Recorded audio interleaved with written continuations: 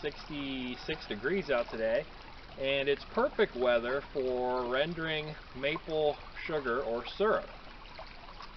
This is being done right now all across the country. Usually the time of month, it can vary a little bit. Usually early March, late February, the weather starts turning and the sap will start running in the trees after a long, hard winter.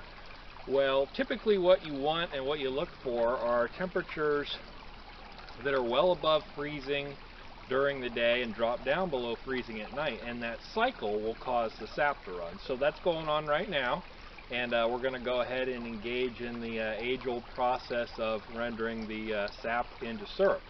As far as history of maple syrup making, it's nothing new. By the time period of the 18th century, it had been going on for quite a long while.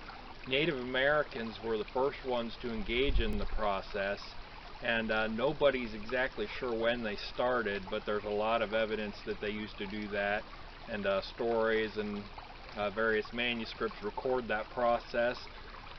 Colonials took from that. They learned that you could get this sweet sugary substance from maple trees, and in a day and age when refined sugar was hard to come by and expensive, if you could go out in the woods, locate the appropriate maple tree, why, you could get your own.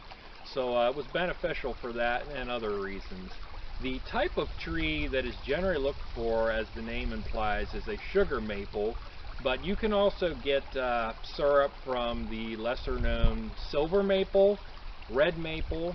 Sugar, of course, is the desired one that everyone goes for, but also other woods such as birch. Some people swear by birch syrup, saying it has sort of a butterscotch type flavor.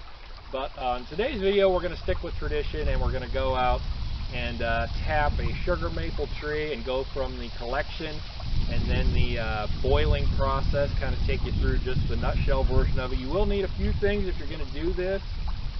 You'll need a brace and a drill or an auger bit to bore a hole in the tree. You're going to need to make a little spigot, which you can buy these nowadays. They're metal with a little hook that's a lot easier to use, but traditionally it's just a little wooden tapered plug with a hole drilled through it that's about 1/8 of an inch, 3/16 of an inch, and that will allow your sap to come down. Got my belt axe that comes in handy for a couple of chores that we're going to do. And then, of course, a collection kettle. You'll need one or a great many depending on how much you want to render. This is kind of just for the hobbyist, this video, to show you how to make a little batch. So some type of a food safe container to collect the sap, and then you'll need another one that's fire safe to boil it. But that's just the basics that you'll need and should cover it all. So we're going to head out into the woods, find a sugar maple, and get to collecting sap. Alright, so we've located a good large size sugar maple tree here in the woods, and just a couple of things to look for in a tree if you're thinking about doing this. You want to make sure they're good sized maple trees. Small ones that are under a foot don't tend to give much in the way of sap, so look for ones that are a foot in diameter or crossed plus. This one's about 2 foot thick, and you want to make sure that it gets good sunlight because that will cause the sap to run. So make sure it gets good sunlight through the bulk of the day. And if the tree has a lean one way or the other, you want to put your collection bucket on the side where there's a lean, because the sap's going to tend to want to accumulate on that side. I'm not actually going to drill this one because I already have a tap going on it and I don't want to bore too many holes in it. But the way you do it is you just come up about 3 feet, again keeping in mind which side of the tree it's leaning on. Put your drill in at a bit of an angle because, you know, gravity, the sap's going to flow down. Bore into the tree about 1.5 to 2 inches. Tap your spigot in there good and firm so it doesn't come out, and then have your collection bucket hang on there. And as far as when to check them and empty them, it depends on the weather. Today it's really warm and these trees are making a lot of sap, so I'll probably check them a couple of times today. It might be longer if it cools off, but a couple of times throughout the day. You may want to put a cover on your collection bucket, because once the sap starts to accumulate, it will attract little gnats and flies and things, which I strain the sap after I get it, but it's something to bear in mind. It can help cut down on the critters getting in there. So that's pretty much it. You just sit back and wait. Go off and engage in another chore while your collection buckets are filling, and then when you've got enough, it's time to boil it, which we're going to cover next.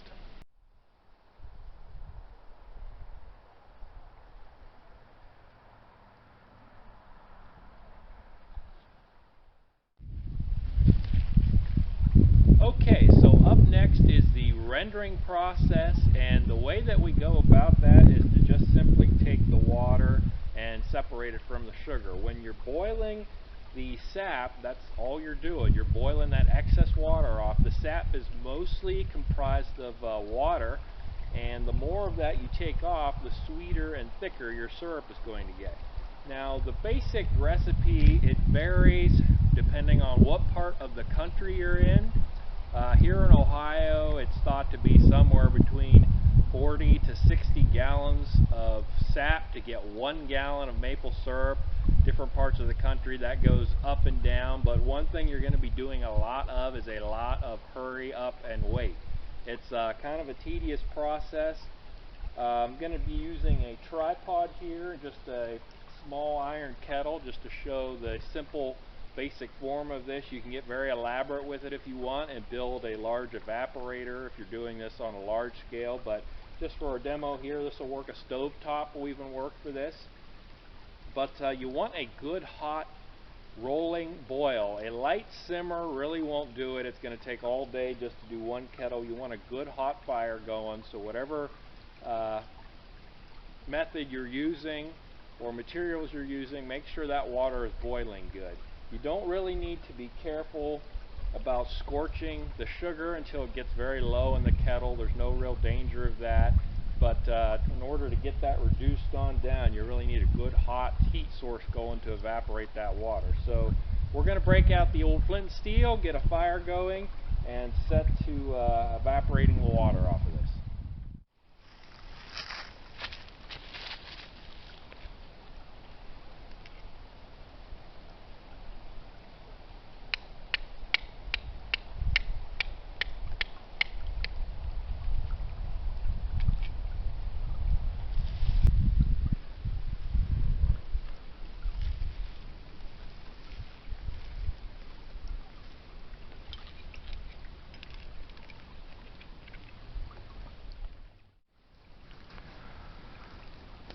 Alright, so we've got the fire going now. The kettle is over the fire. It's on a tripod.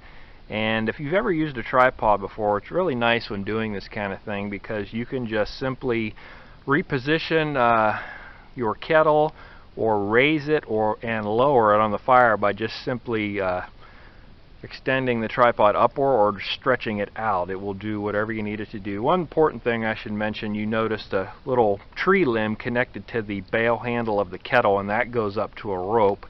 If you have a rope and it runs all the way down to your bail handle, you have a pretty good chance of catching it on fire and dumping the contents. So it's important to have a reasonable fireproof something or another attached to your bail handle.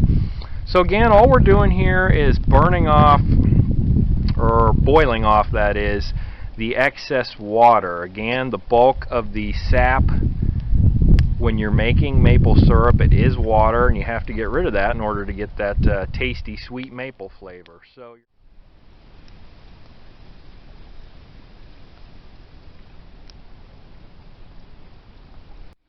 well, here is the result of the syrup that I've been rendering. It's not a whole lot, but it's a good start, and you can see it's a nice dark amber color. It's a nice consistency, and it's got a good sweet maple flavor that you can't beat, and is a lot better than anything you can get from the store. So hopefully it went well for you and you had a fun and pleasant rendering process. So that's going to wrap this video up, and I would like to invite everybody to subscribe if you haven't done so, and thank you for tuning in, and we'll look